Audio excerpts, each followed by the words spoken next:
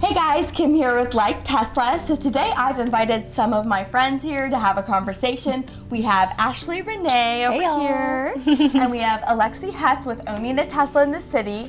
And today we are just going to have a conversation about some of the hot topics in the world of Tesla. That's right.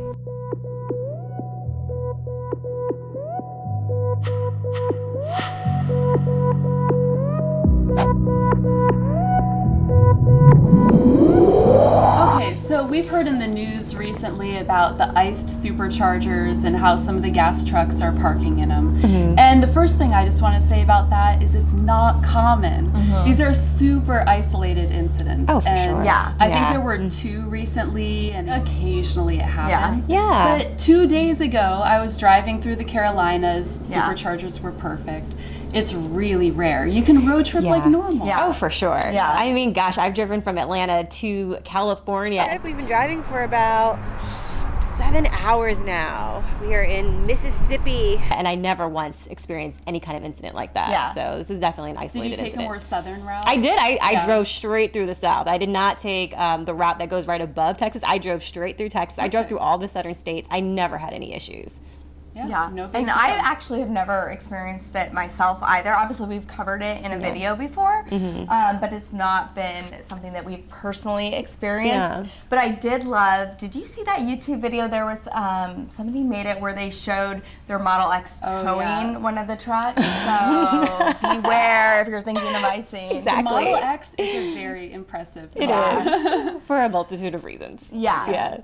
And so there is a document we'll put in the description below that shows state by state what the icing laws are. There are certain states where it's actually illegal to be in a supercharger spot or any public charger spot.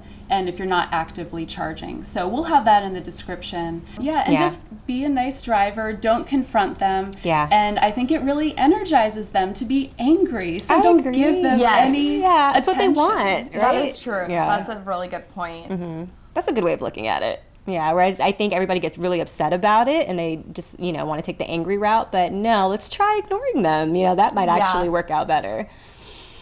Or maybe teach them a little bit. Teach them a lesson. No, like in a good way. Like, Literally. answer questions they don't ask and be really friendly about it. Yeah. Pretend like they asked a question. It could just be an accident. You never know, too. Sometimes it It is, might just be they didn't even, realize what they're doing. Most so you just times don't it know. is. I gotta say, it happens all the time on Twitter. I get some sort of tweet at me, and it can be interpreted as hostile or aggressive. Yeah. But I assume all of them aren't. And actually, most of the time, it was just you have so few characters, it's hard to explain yourself. Or there was lost in translation from other languages. And they actually were just asking a question. And you never know if these truck drivers or other gas car drivers. Right. So basically your approach is to never assume that somebody's trying to be hostile and always come from a place of understanding and education first and foremost. Yeah, you're only going to widen the gap if you immediately jump to hostility. Yeah, agreed. It only escalates the situation, honestly. That's such a good point. Yeah, such a good point. Yeah. All right, the next topic that I wanted to discuss was, and actually I had a friend that had this happen to them, where their charger in the Model 3 actually got stuck while they're trying to supercharge, and they couldn't get it out, and they called us in a panic. What do I do? And I know there's been a couple people that have had this happen. I personally have never had this happen in our Model 3. Yeah, me neither. Have you had this happen? No. Yeah. But there is actually a video out there right now. And so now I can't go anywhere because I can't get this stupid thing out of the, I've got this red indicator that shows what to do in this situation, and we'll link to that video as well. Okay. But you can basically, in a nutshell, you can open up the trunk of the Model 3, and there's an emergency release lever kind of right behind the charger, and you pull that at the same time you pull it out, and you can take it off. So It's really good And to way to everyone get it just out. has to keep in mind, it's only if you get a red light on the charging light. Yes. If it's stuck for another reason, like you're not pushing the button right, it's going to be a different color. Right. That's good to know. Actually, Yeah. the last couple of times I've been to California, I've rented a Model 3, so it was my first time. And I did a road trip, but that never happened to me. But it's good to know, so if I ever do rent a Model 3 again and that happens, now I know what to do. Now, I think it's also going to be, it's software, so I think there'll be an update. Probably the next one, I would guess, will take care of this issue, so, you know, Yeah, it's You one of won't have my to worry favorite about it. things about Tesla. Like most issues, they're gone in 2 or 3 weeks, true. 2 or 3 months. Yeah. Yeah, and you can always report, if you're having the issue, you can report it in your car too, so that Tesla knows right away. Oh yeah. Yeah. Right side of the steering wheel, push and hold the right button, you wait for that beep, and then you say bug report and just say like 2 sentences or something. Yeah, That's awesome. good girl. Yeah. Yeah. She does her homework. Your homework. I love it. I love the voice command. Yeah. It's one of my Voice favorite command. features. Okay, so the next topic that I want to address is the $2,000 price drop. Okay, so I feel like every time Tesla's in the news, people just panic for no apparent reason. You know, people thought that they dropped the $2,000 because maybe they were struggling in deliveries or sales, and that actually has nothing to do with it at all. They actually dropped a press release on January 2nd announcing record deliveries in Q3, and apparently they actually delivered a little over 90,000 in Q3, up from, it was a little under 30,000 in Q3 of 2017. So that's up a little over 200%. So that's definitely not the issue. In fact, they've been planning this because it's no coincidence that they happen to do this right at the same time that the EV tax credit of $7,500 dropped to $3,750. So they're trying to offset those costs. Yeah. Yeah.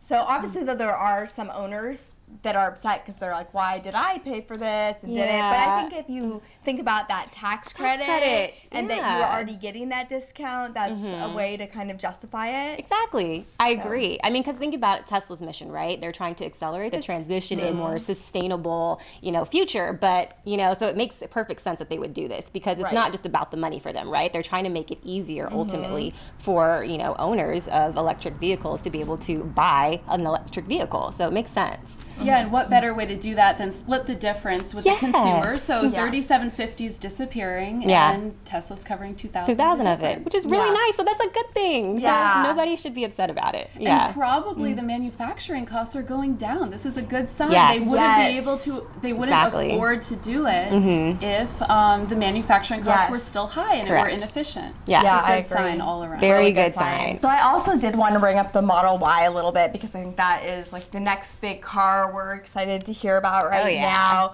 So everything I know about it right now comes from a leaked document basically saying that it's going to have a third row. It'll probably be built sometime around 2020 and at the Gigafactory in Nevada. So those are the things that I think so far we know are probably the most accurate. But we can kind of speculate a little bit on it. Yeah. I personally do not think that it will have falcon wings. What do you guys think? Really? You don't think that way? I don't think that. I think that there's been quite a few comments from Elon where he's talked about the issues that have come from falcon wings. And I don't know if they regret it, but it's definitely slowed down production quite a bit. So that would be my guess, is that it will not have falcon wings. Yeah, they are really complicated. And I want the Model X to be a super special car. It's expensive and it has all the gizmos. Yeah. And we don't want anything that'll slow down production. And I gotta say, I mean, some people don't want the flashy falcon wing doors. This it doesn't work with their life. Right, that's true. And I love parts of the falcon wing doors. I've said that's one of my favorite features. But there's been times where I don't want to be like, ooh, I have this really expensive car, There are some that drawbacks. is like, everyone stares at you everywhere you go when you open them, no matter what. I was just about to bring that up. I remember when I got into yours and this guy was just staring at us and I completely forgot about just like how kind of crazy it looked that we were like getting into this car with falcon wing doors, and I was just like, why is he staring at us? I don't think it will have minivan doors, but I am excited to see what they do with the handles because I feel like every single car they've made has a different handles. And they're all flush with the side of the body, which is super important for aerodynamics. So probably it'll be flush, and all 3 cars have a different kind of flush handle. So that would be exciting. Cool. That would be so exciting to see what that will be. But I'm super excited to go to the reveal, which is in March. That would be so cool. So that will be exciting. We got to remind everyone that even Tesla doesn't know everything about the Model Y yet. They're testing things out. They're building practice cars, and they're changing their mind on what's in the Model Y. So nobody knows. Who knows? It might not be 2020. There was that quote from Elon when people were was it the 2020 interview? And he was like, how am I supposed to know with precision the 60 exact minutes. 60 minutes. 60 minutes, yeah. 60 minutes, sorry. Yeah. Interview was like, how am I supposed to know with precision the exact, when we'll be able to get to that $35,000. And that brings up another point, actually, with the price of the Model Y. Yeah. I would guess that maybe it would start around $40,000 as the base, because the X is about $5,000 more than the S. Okay. So maybe we can Speculate, guess that the base price would start at around $40,000 for the Y. It's a great guess. That is a great guess. Any, yeah. That's a pretty good price. And I'm really excited Tesla finally gets to do the crossover SUV market. Yeah. It's amazing. Tesla has all these amazing sales numbers, Yeah. and they're selling in these dying segments of the market. Yeah. Can you imagine when they're in the crossover SUV, the mini SUV segment? Yeah. That's going to be great. Yeah. Yeah. So one of the last things I thought would be kind of fun to discuss was all these other concept cars that are coming out that are EVs. Do you think that they are competition for Tesla or not?